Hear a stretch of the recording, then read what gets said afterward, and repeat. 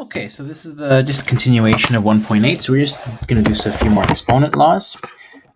So let's just extend what we know from the exponent laws here, just to see if we can expand and simplify some complicated expressions. Okay, so what happens if I have 2 times x cubed times y squared in brackets, and all of that raised to the power of 4?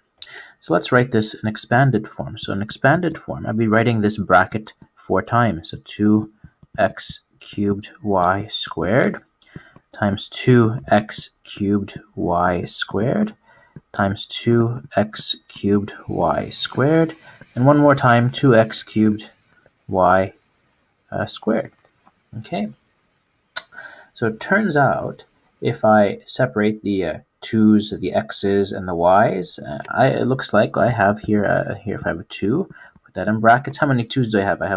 I have here a, let's get my cursor on the screen. So I have here 2, 4, well, so 1, 2, 3, 4, 2. So 2 to the power of 4. And then I'm going to write here x cubed. How many x cubes do I have? So I have 1, 2, 3, 4 again. And the y squareds, how many y squareds do I have? Well, again, I have 4 of those. Oh, let's see. Interesting, huh? All right, so let's simplify this a little bit. So 2 to the power of 4, I can evaluate this. So that's 2 times 2, which is 4, times 2 is 8, times 2 is 16. So in simplified form, I'm going to write here 16. X cubed to the power of 4, so these two here. 3 at the power of, it's the power law, so one exponent raised to another exponent.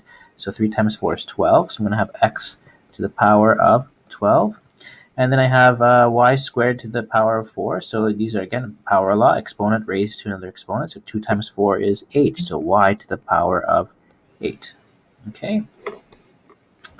Now, so you notice I've simplified it, so just 16, my coefficient, x is my base here with the exponent 12, and then y is my next other base here with the exponent of 8, and all three are being multiplied with each other. Okay, I can't combine them anymore because these are all different bases. X and y are different bases. Let's have a look at another one. So now you might get and sort of understand what's going on here. What's happening is I'm distributing this exponent 4 with each of the exponents on the inside. Okay, so you think about 4 going with that 2 there, going with 3, and going with the 2 over here. So that exponent just gets multiplied with everything that you see here. There's an invisible exponent of 1 here with the 2. So it's 1 times 4, 3 times 4, and 2 times 4, which gives me 4. So that gave me the 4, 12, and 8. Okay, so I can do the same thing for the next one. For the next one, I'm going to have here negative 3 to the power of 3. I'm going to have x to the power of 3. And here I'm going to have y to the power of 4 raised to the power of 3. Okay? And if I simplify that, well, negative 3 times negative 3 times negative 3 is 27. Negative 27. Remember, 3 negatives make still a negative. So negative 27. And x cubed. Remove the brackets from that, and y to the power of 4 to the power of 3, multiply the exponents, power law, so it's going to be y to the power of 12.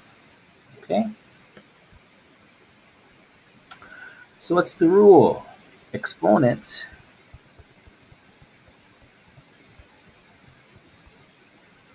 applies to every part of the term. So the term is this whole thing, and every part of the term are these numbers, so negative 3, x, and y. Right? So the exponent has to apply to every part of the term. So let's try these out. So 4xy cubed to the power of 2. So this exponent has to apply to every part of this term. It's going to be 4 squared, x squared, and y to the power of 3 raised to the power of 2.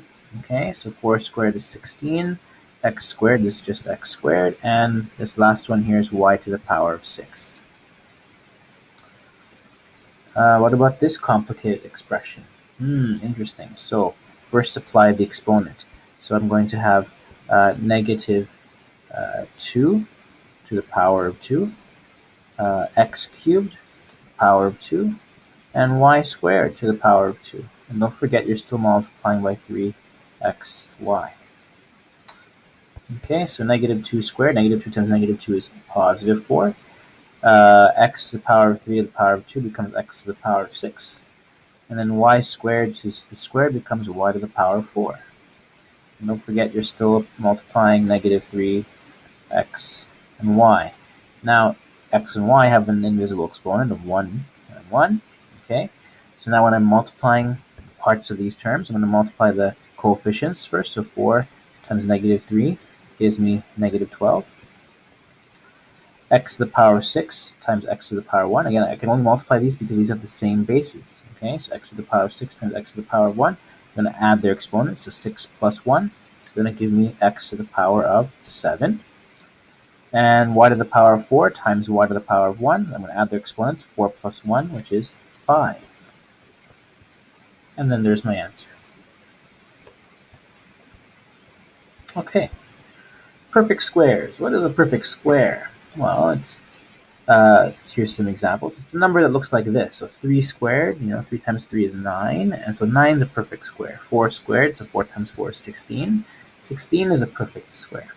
Okay, so I want you to pause the video for a moment and try and find the perfect squares for each of the following. So, okay, so if you've done that, here are your answers. So 25, 36, 49, 64, 81, 100. Okay, so these are all perfect squares.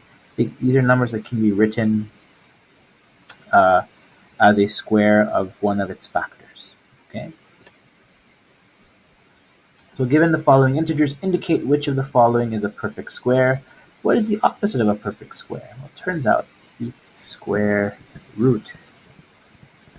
So if you can find the square root of a number and you get a nice nice integer, okay, no decimals, that's going to be an indication of a perfect square. So what are they? Well, 25, the square root of 25 is 5, so I'm going to say this is a perfect square and circle that. The square root of 64 is 8, so I can circle that, so 8 squared is 64. 225 is also a perfect square, which is 15. So square root of 225 is 15. Square root of 81 is 9. 9 times 9 is 81. Square root of 121 is 11. 11 times 11 is 121. 196 is another one. And 1024 is another one. 169 is another one. Square root of 169 is 13. And 1, it's also another one. So square root of 1 is still 1. That's a perfect square. Okay. So these other ones don't work, so you try them out yourselves on your calculators to see what you get. Negative 4, so these negative numbers, these don't count. Okay, so why? Because there is no, I can't take the square root of negative 4. The square root of negative 4 is what we call in mathematics an imaginary number. There's a definition that the square root of negative 1, so again, negative 1 is not a perfect square because you can't do it. It's not defined as a real number.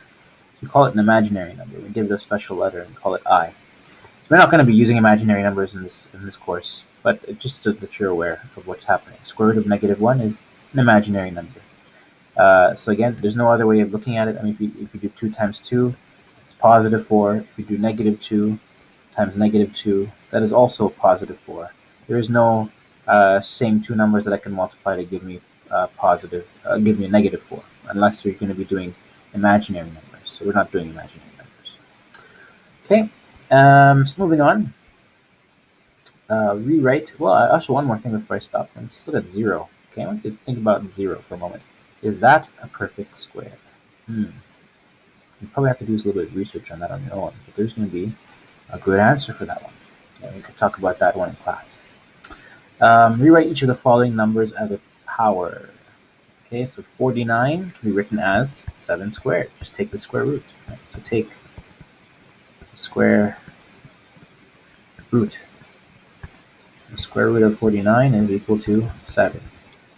Coincidentally, it's also equal to negative 7. Why? Because negative 7 times negative 7 also equals positive 49. When you get to grade 10, You have to know how to do get two answers from a square root like this. Okay, but for now, 7 squared is fine to save as my one answer for this. If we do need to do this later, I'll let you know. All right, so 729.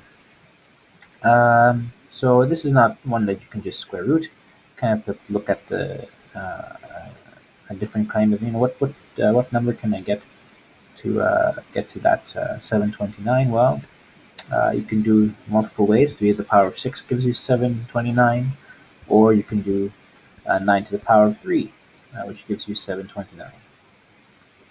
What about 216? Well, 216 is 6 to the power of 3 works. Okay, that's a possible answer.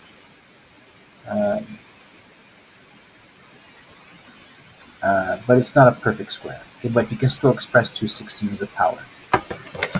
You can also express 16 as a power as well, which is 4 squared, or even 2 to the power of 4. There could be potentially more than one answer.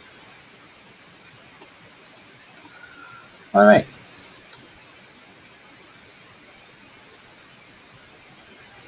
Now, how do I know to come up with these numbers? Right? How do I know 729 can be written as a power with the base of 3, or power with the base of 9? Well, that comes from divisibility rules. Okay, so if I know 729, I would know that 729 is divisible by 3, and I also know that it's divisible by 9. How do I know? Well, there's some divisibility rules.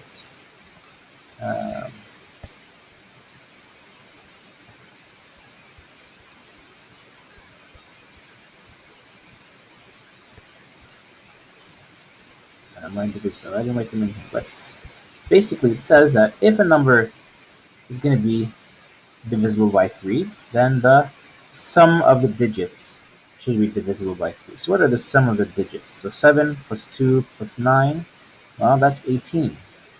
So 7 plus 2 plus 9 is equal to 18. And I know 18 is divisible by 3, so if I divide by 3, I get 6. So I know it's divisible by 3. So I'm just going to be looking for an exponent that 3 to the power of something gives me 729. Okay. How do I know it's divisible by 9? Well, there's a special rule for that. The sum of the digits also has to be divisible by 9. So 18 is also divisible by 9. 18 divided by 9 is equal to 2. Okay. All right. 216. Well, how do I know that 6 works as my base? Well, if a number is to be divisible by 6, then the sum of the digits of 216 have to add up and be divisible by 3.